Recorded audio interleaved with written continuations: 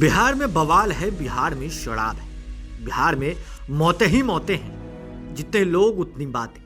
अब इस पर ट्रांसफर इस्तीफा का खेला शुरू हो चुका है। सड़क से लेकर सदन तक में हंगामा हो रहा है। जहरीली शराब से मौत के आंकड़ों की तरह विपक्ष का हंगामा भी बढ़ता जा रहा है।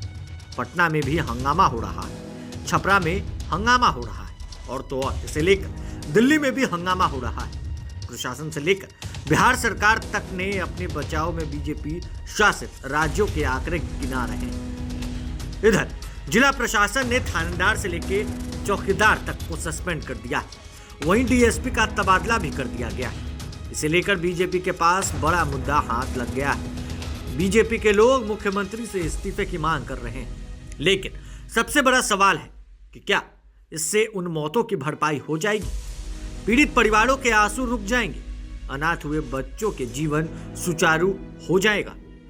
इससे उनके बच्चों की शादी ब्याह में होने वाली परेशानी दूर हो जाएगी? ये ऐसे सवाल है जिनका जवाब किसी के पास नहीं है। और यह भी सच है कि ऐसे सवाल ना तो सरकार भाग सकती है, और न ही जिला प्रशासन भाग सकता है, और न ही विपक्ष भाग सकता है। जितनी जवाबदेही और जिम्मेवारी सरकार की है, उतनी ही जिम्मेवारी विपक्ष की भी है। आखिर हर घटना के बाद थानेदार चौकीदार सस्पेंड और विपक्ष की ओर से मुख्यमंत्री इस्तीफा दो। आखिर कब तक हटाते रहेंगे थानेदार चौकीदार को? दरअसल छपरा में पिछले दिनों 50 से अधिक लोगों की मौतें हो चुकी। मरने वालों के घरों में कोहराम मचा है। लोग गुस्से में, परिवार के लोगों के आंसू रुक नहीं रहे। चारों तरफ हंगामा मचा हुआ।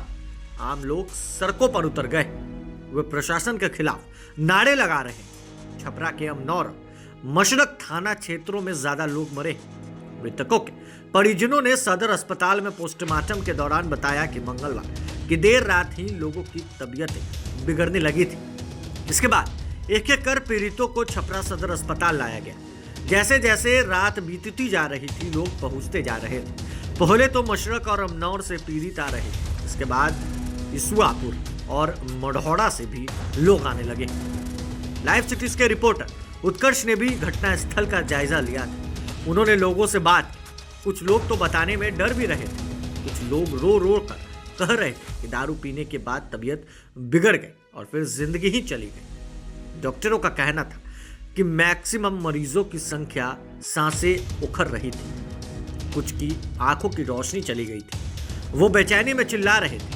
उनकी बेचैनी घर वालों को नहीं देखी जा रही। लगभग सभी मरीजों के लक्षण एक जैसे थे। जिनकी मौतें हुई उनमें से लगभग सभी बेचैनी, उल्टी, पेट दर्द, सांस लेने में परेशानी, आंखों से धुंधला दिखाई देने आदि की शिकायत लेकर अस्पताल पहुंचे थे। डॉक्टरों का यह भी कहना था कि शरीर में फॉलिक एसिड बन जाने के कारण धीरे धीरे मल्टी ऑर्गन फेल हो गए। इस घटना की जितनी निंदा की जाए कम है। अधिकारी से लेकर सरकार तक इसके कटघरे में। खासकर अधिकारी और पुलिस वाले तो अपनी जिम्मेवारी से नहीं बच सकते, और मरने वाले भी कम दोषी नहीं। जब आप जान रहे हैं कि बिहार में शराबबंदी लागू है, यहाँ शराब की बिक्री पर रोक लगी है, तो फिर कौन सी बात हो गई कि आप पीने लगे? तभी तो मुख्यमंत्री नीतीश कुमार ने सदन में ये कह दिया कि जो पिएगा वह मरेगा। उनका उप मुख्यमंत्री तेजस्वी यादव ने भी समर्थन कर दिया। मुख्यमंत्री नीतीश कुमार ने दो टूक कह दिया कि शराब पीकर मरने वालों को मुआवजा तो बिल्कुल नहीं देंगे। उन्होंने यह भी कहा कि सब लोग जानते हैं कि बिहार में शराबबंदी है और शराब पीना गंदी बात है। ऐसे में मुआवजा मिलने का सवाल ही नहीं। शराब पीकर मरने वालों को सरकार मुआवजे में एक पैसा नहीं देगी। दरअसल छपरा में हुई घटना की जितना निंदा की जाए वह बिल्कुल कम है। छपरा में जहरीली शराब से मौत का मामला पहली बार नहीं हुआ है। इसके पहले भी घटना हुई, और इसी तरह घटना हुए बहुत अधिक दिन भी नहीं हुए। महज 4-5 दिन पहले इसी तरह दुखद वाक्य हुआ। उस समय भी जहरीली शराब से लगभग 1 दर्जन से अधिक मौतें हुई थी, जिसके बाद भी न तो वहां के लोगों ने सबक लिया, और न ही प्रशासन ने इस पर कोई बड़ी कार्रवाई की, और न ही उस समय सरकार ने किसी अधिकारी पर कड़ा एक्शन लिया था। उस समय भी चौकीदार और 2-3 पुलिस वाले सस्पेंड हो गए थे। काम खत्म। और इस बार भी ऐसा ही कुछ हो रहा। हाँ, उस बार में बस एक ही अंतर कि इस बार बीजेपी सरकार से बाहर है और इसे जोरदार ढंग से मुद्दा बनाए हुए। बीजेपी विधायक काफी संख्या में कल छपरा पहुंचे थे, वहां पीड़ितों से मिले भी। बीजेपी विधायकों में विधानसभा के नेता प्रतिपक्ष विजय सिन्हा, विधान परिषद के नेता प्रतिपक्ष सम्राट चौधरी से लेकर पूर्व उप मुख्यमंत्री तारकिशोर प्रसाद, संजय सरावगी आदि शामिल थे। सबों ने एक सुर में नीतीश सरकार पर हमला किया। उनके निशाने पर सरकार कम और नीतीश कुमार अधिक थे। इसके पहले विधानमंडल के दोनों सदनों में काफी हंगामा हुआ था। आज शीतकालीन सत्र के चौथे दिन भी खूब हंगामा हुआ। बीजेपी नेताओं ने राजभवन मार्च किया तथा राज्यपाल से मिलकर बिहार में राष्ट्रपति शासन लागू करने की मांग भी। खास बात यह है कि छपरा मामले को जितना व्यापक स्तर पर बीजेपी विरोध कर रही है और मुख्यमंत्री नीतीश कुमार से इस्तीफा मांग रही, सरकार की ओर से उतनी अधिक उदासीनता बरती जा रही। मुख्यमंत्री अधिकारियों को कार्रवाई करने के कड़े निर्देश दे दिए, कार्रवाई भी हो रही, लेकिन न तो कोई मंत्री परिजनों से मिलने गए और न ही सत्ता पक्ष के कोई विधायक वहां पहुंचे।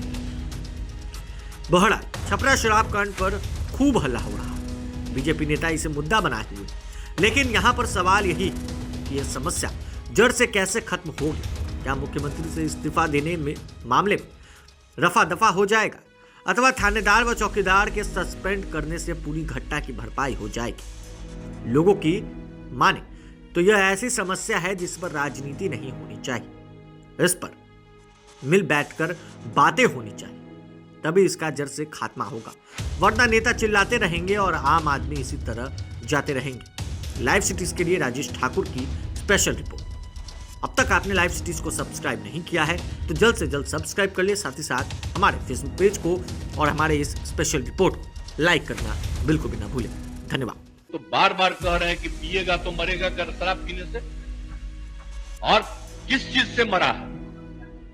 अगर शराब पिया और गंदा शराब पिया मर गया, उसको हम लोग मदद करेंगे?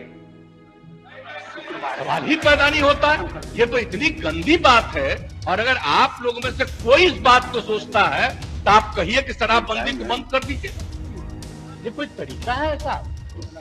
मुझको तो आश्चर्य होता है, मुझको तो आश्चर्य होता है कि अगर इसमें कहे कि अगर कोई गंदा शराब पीने से, जहरीली शराब पीने से मर गया तो उसको हम लोग मदद करेंगे, तब तो इसका मतलब शराबबंदी खत्म कर दीजिए। शराब पीने वाले को मदद किया जाता है।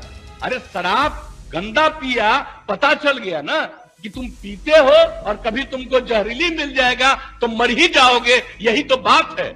ये मेरा कहा हुआ है।